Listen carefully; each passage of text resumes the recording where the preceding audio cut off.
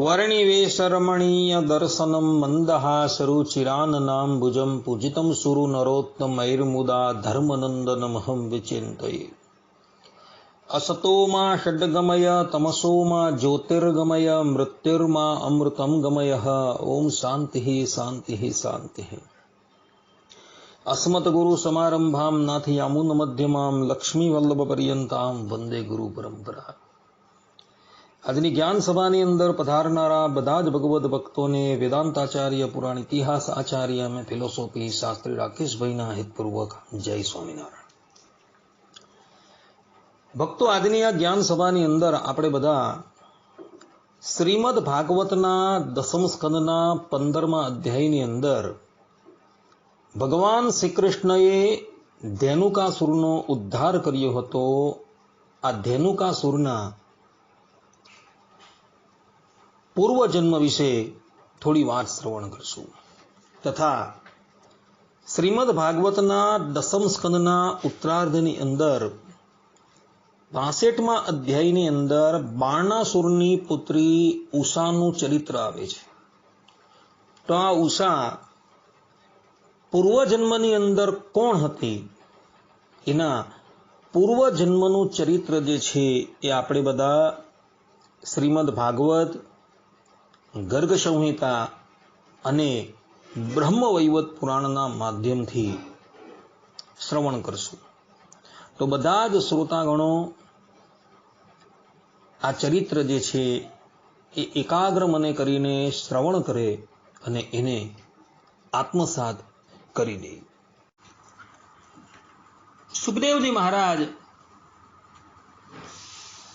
પરીક્ષિતને કહે છે કે પરીક્ષિત, હવે બલરામજી અને શ્રી કૃષ્ણ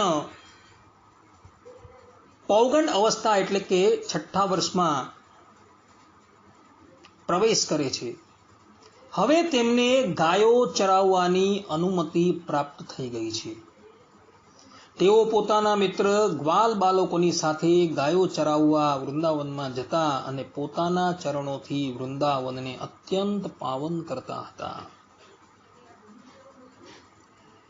વૃંદાવન ગાયો માટે લીલે લીલા ઘાસથી પૂર્ણ અને રંગબેરંગી પુષ્પોની ખાણ બની ગયું હતું। આગળ આગળ ગાયો, તેમની પાછળ પાછળ વાંસળી વગાડતા શ્યામ સુંદર, તેમની સાથે બલરામજી અને પછી શ્રી કૃષ્ણનું યશોગાન કરતી ગ્વાલ મંડળી આ પ્રમાણે વિહાર કરવા માટે તેમણે વૃંદાવનમાં પ્રવેશ કર્યો। તે વનમાં ક્યાંક તો ભ્રમરો ગુંજાર કરી રહ્યા હતા, ક્યાંક તોડે તોડા હરણાઓ છલાંગ મારી રહ્યા હતા અને ક્યાંક સુંદર સુંદર જળથી પરિપૂર્ણ સરોવર હતા। તેમાં ખીલેલા કમળોની સૌરભથી સુવાસિત થઈને શીતલ મંદ મંદ વાયુ જે છે એની અંદર વાતું હતું। આ પ્રમાણે વૃંદાવનની શોભા જે છે એ અતિશય અદ્ભુત હતી। પ્રકૃતિ પણ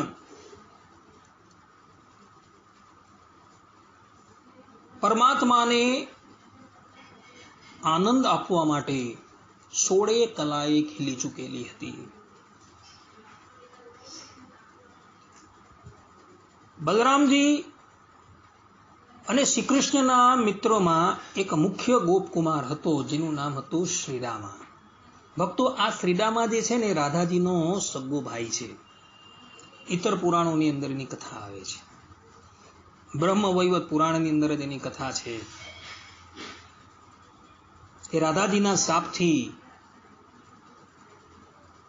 પ્રથમ એક શંખચૂળના રૂપમાં પ્રગટ થાય છે અને ત્યારબાદ ભગવાન શ્રી કૃષ્ણની લીલાની અંદર સહાય કરવા માટે એ રાધાજીના ભાઈ રૂપે પ્રગટ થાય છે।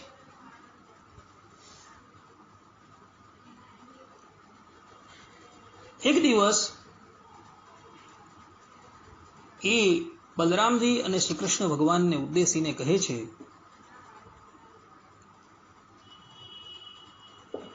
હે સર્વને સુખ આપનારા બલદેવજી, આપના બાહુબળની તો કોઈ સીમા નથી। અમારા મનમોહન શ્રી કૃષ્ણ, દુષ્ટોનો સંહાર કરી નાખવો એ તો તમારો સ્વભાવ છે. અહીંથી થોડે દૂર એક બહુ મોટું તાળ વૃક્ષોની હારમાળાઓ વાળું તાળ વન છે. આ વનમાં એટલા બધા પાકેલા ફળ નીચે પડેલા છે કે ખૂટે જ નહીં, પરંતુ ત્યાં એક ધેનુક નામનો મહાદુષ્ટ દૈત્ય રહે છે. તે આ ફળોથી ભરપૂર વનને ઘેરીને બેઠો છે. બલરામજી અને શ્રી કૃષ્ણ ભૈયા તે દૈત્ય ગધેડાના રૂપમાં રહે છે. તે પોતે તો બહુ બળવાન છે જ તેના સાથી અનેક દૈત્યો જે તેના જેવા જ બળવાન છે તે પણ તે જ રૂપમાં ત્યાં રહે છે. શત્રુઓનો સંહાર કરનારા મારા ભાઈઓ, આ દૈત્ય અત્યાર સુધી ખબર નથી કેટલાય મનુષ્યને મારીને ખાઈ ગયું છે. એ જ કારણે તેના ભયથી મનુષ્ય તે વનમાં જતા નથી. એટલું જ નહીં, પશુ પક્ષી પણ ત્યાં જઈ શકતા નથી. તેના ફળો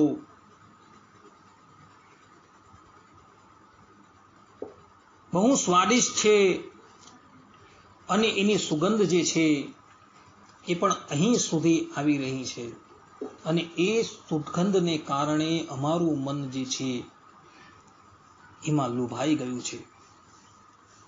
માટે હે શ્રી કૃષ્ણ, તે ફળો અમને લાવી આપો.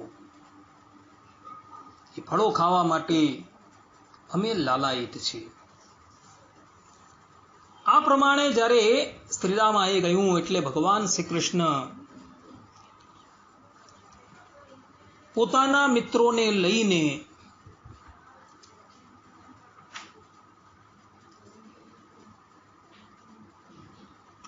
એ વનની અંદર અર્થાત કે તાળ વનની અંદર પધાર્યા. અને ત્યાં કેટલાય તાળના વૃક્ષોને જોર જોરથી હલાવી એમાંથી કેટલાય ફળો જે છે એ એમણે પાડ્યા. અને ફળ પડવાથી ગોપ બાળકો જે છે એ ફળ ગ્રહણ કરે છે અને એનો સ્વાદ જે છે એ લોકો માણવા માંડે છે. આ પ્રમાણે પોતાના વનની અંદર કોઈક મનુષ્યએ પ્રવેશ કર્યો એટલો એનો જે ધ્વનિ હતો એ આ ધેનુકાસુરના કાનની અંદર સંભળાયો. એટલે ગધેડાના રૂપની અંદર રહેલો આ દૈત્ય જે છે એ ત્યાં આવ્યું. એનું શારીરિક બળ જે છે એ ખૂબ વિશાળ હતું. એ ત્યાં આવે છે અને એણે ખૂબ જોરથી અને અત્યંત વેગથી બલરામજીની છાતીની અંદર પોતાની પાછળની બે લાત જે છે મારી. ગધેડો હંમેશા પાછળની લાત જ મારે છે, પરંતુ એની લાત વાગવા છતાં પણ બળદેવજી એમના એમ સ્થિર જ ઊભા રહે છે. પોતાના પ્રહારથી સહેજ પણ વિચલિત ન થયેલા બલરામજીને જોઈ આ ધેનુકાસુર પુનઃ બળદેવજીની પાસે આવે છે અને એને લાત મારવાની તૈયારી કરે છે. ત્યાં જ બળદેવજી એના પાછલા બે પગ પકડે છે અને એને જોરથી ગુમાવીને તાળના વૃક્ષોની ઉપર ફેંકી દે છે. અને જ્યાં બળદેવજીને ગુમાવે છે ત્યાં જ એનું પ્રાણ પંખેરું હતું એ ઉડી જાય છે. ધેનુકાસુરને મૃત પામેલો જોઈ એના બધા સ્વજનો જે છે એ ત્યાં આવે છે. અને એ લોકો જ્યાં શ્રી કૃષ્ણ અને બળદેવજીને મારવા માટે તત્પર થાય છે ત્યાં જ ભગવાન શ્રી કૃષ્ણ અને બળદેવજી એ ગધેડાઓના પાછલા પગ પકડીને એને તાળ વૃક્ષની ઉપર ફેંકવા માંડે છે. અને જ્યાં તાળ વૃક્ષની ઉપર એ પડે છે ત્યાં જ એ લોકોનું પ્રાણ પંખેરું ઉડી જાય છે. આ પ્રમાણે ધેનુકાસુર અને એના સમસ્ત સુરોદોને મોતને ઘાટ ઉતારી ભગવાન શ્રી કૃષ્ણ આ વનની ઉપર જે ધેનુકાસુરે બળજબરીથી કબજો કરેલો હતો એ વનને એના કબજામાંથી મુક્ત કરે છે અને ત્યાર પછી એ તાળ વન જે છે એ બધા જ ગોપ બાળકો માટે ક્રીડાનું સ્થાન બની જાય છે. ભક્તો, બ્રહ્મવૈવત પુરાણની અંદર પણ આ કથા જે છે એ જોવા મળે છે. આ ઉપરાંત ગર્ગ સંહિતાની અંદર વૃંદાવન ખંડની અંદર 11મા અધ્યાયની અંદર પણ આ કથા જોવા મળે છે. ધેનુકાસુર જે છે એ એના પૂર્વજન્મની અંદર બલિરાજાનો પુત્ર હતો અને બલિરાજાના આ પુત્રનું નામ હતું સાહસિક. એક વખતની વાત છે, ગંધમાદન પર્વતની ઉપર એક ગુફાની અંદર તિલોત્તમા નામની અપ્સરાની સાથે આ સાહસિક વિહાર કરવા માટે આવે છે. એ જે ગુફાની અંદર પોતાની પ્રેયસી તિલોત્તમા નામની અપ્સરા સાથે કામ ક્રીડાની અંદર આસક્ત હોય છે, એ જ ગુફાની અંદર મહર્ષિ દુર્વાસા તપસ્યા કરવા માટે બેઠેલા હોય છે. આ બંને જણાની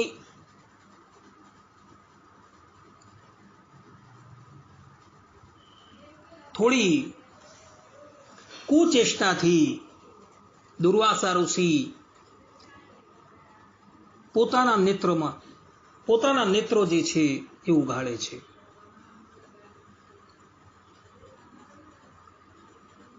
અને નેત્રો ઉઘાડતા જ એણે જોયું કે સામે બલિરાજાનો પુત્ર સાહસિક અને તિલોત્તમા નામની અપ્સરા જે છે એ શિંગાર રસની અંદર મગ્ન થઈ ગયા છે. દુર્વાસા ઋષિ તેઓની આ ચેષ્ટા જોઈને અતિશય ક્રોધાયમાન થઈ જાય છે અને એને શાપ આપતા બોલે છે, અરે દુષ્ટ, આ પ્રમાણે નિર્લજ્જ થઈને તું મહાપુરુષોની પણ મર્યાદા રાખતો નથી અને મોટાની મર્યાદા જે છે તેને પણ તું ચૂકે છે. માટે જા, હું તને શાપ આપું છું, તું અતિશય કામની અંદર આસક્ત એવા ગધેડાના રૂપને પામ.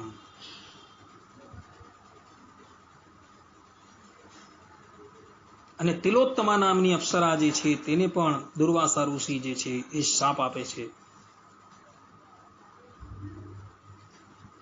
કે રે દુષ્ટા,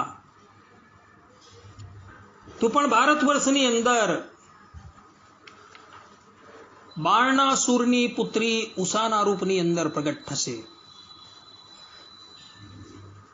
અને સમય જતા શ્રી કૃષ્ણના પૌત્ર એવા અનિરુદ્ધની સાથે તારો સમાગમ થશે અને ત્યારબાદ એ દેહ ત્યાગ કરીને તું પુનઃ પોતાના રૂપની અંદર આવી જશે.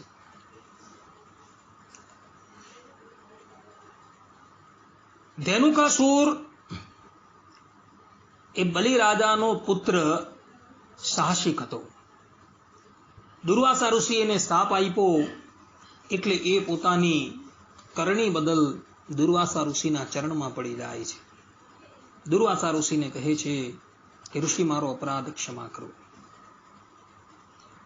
દુર્વાસા ઋષિ કહે છે કે મારો શાપ તો ક્યારે મિથ્યા ન જશે, તારે ગધેડાની યોનિની અંદર તો જવું જ પડશે, પરંતુ પરબ્રહ્મ પરમાત્મા ભગવાન શ્રી કૃષ્ણ જે છે એ તારો ઉદ્ધાર કરશે.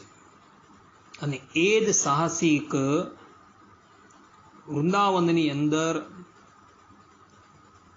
જે તાળવન આવેલું છે તેની અંદર ગધેડાના રૂપની અંદર પ્રગટ થાય છે. અને આ વખતે ભગવાન શ્રી કૃષ્ણ એ વનની અંદર પ્રવેશે છે અને બળદેવજી દ્વારા એનો ઉદ્ધાર કરાવે. શ્રીમદ ભાગવતની અંદર દસમ સ્કંદના 15મા અધ્યાયની અંદર આ ધેનુકાસુરનો વધ બળદેવજીએ કરેલો છે. ધેનુકાસુર એટલે દેહાભ્યાસ છે. ગધેડાના રૂપની અંદર કેમ પ્રગટ થયો છે? કારણ કે ગધેડાને દેહાભ્યાસ બહુ હોય છે. ગધેડાની પછાડી તમે જઈને ઉભા રહો ને તે તરત લાત મારવા તૈયાર થાય. અને દેહા અભ્યાસની નિવૃત્તિ કેવી રીતના થાય? તો જ્ઞાનથી થાય, આત્મા અનાત્માના વિચારથી થાય. અને બળદેવજી જે છે એ જ્ઞાનનું સ્વરૂપ છે, એટલે એ ધેનુકાસુરનો ઉદ્ધાર કરે છે. ગર્ગ સંહિતાના વૃંદાવન ખંડની અંદર અધ્યાય 11ની અંદર પણ આ ધેનુકાસુરનો ઉદ્ધાર બળદેવજીએ કરેલો છે એવું લખેલું છે. પરંતુ બ્રહ્મવૈવર્ત પુરાણની અંદર કૃષ્ણ જન્મ ખંડ જે છે તેના 22મા અધ્યાયની અંદર આ ધેનુકાસુરની લીલા આવે છે. તો એની અંદર એવું લખેલું છે કે ભાઈ ધેનુકાસુરનો ઉદ્ધાર જે છે શ્રી કૃષ્ણ ભગવાને પોતાના કરકમલથી કરેલો હતો. શ્રીમદ ભાગવતના 7મ સ્કંદની અંદર તમે જુઓ નરસિંહ ભગવાનનું ચરિત્ર આવે છે. એમાં પ્રહલાદજીને નરસિંહ ભગવાન આશીર્વાદ આપે છે કે હવે પછી તારા કુળની અંદર જે પણ કોઈ દૈત્ય પ્રગટ થશે એનો હું ક્યારેય પણ સંહાર ન કરીશ. આ પ્રમાણેનો આશીર્વાદ છે. અને આ સાહસિકનું પ્રાગટ્ય જે છે એ પ્રહલાદજીના કુળની અંદર થયું છે. એટલે સાહસિકનો ઉદ્ધાર જે છે એ ભગવાન શ્રી કૃષ્ણ કરતા નથી, કારણ કે નરસિંહ અવતારની અંદર પ્રહલાદજીને એમણે વરદાન આપેલું છે. એટલે એનો ઉદ્ધાર શ્રીમદ ભાગવત પ્રમાણે બળદેવજી પાસે કરાવે છે. પરંતુ બ્રહ્મવૈવર્ત પુરાણની જે લીલા જે છે એ લીલા ભાગવતથી ભિન્ન છે. ભાગવતની લીલા જે છે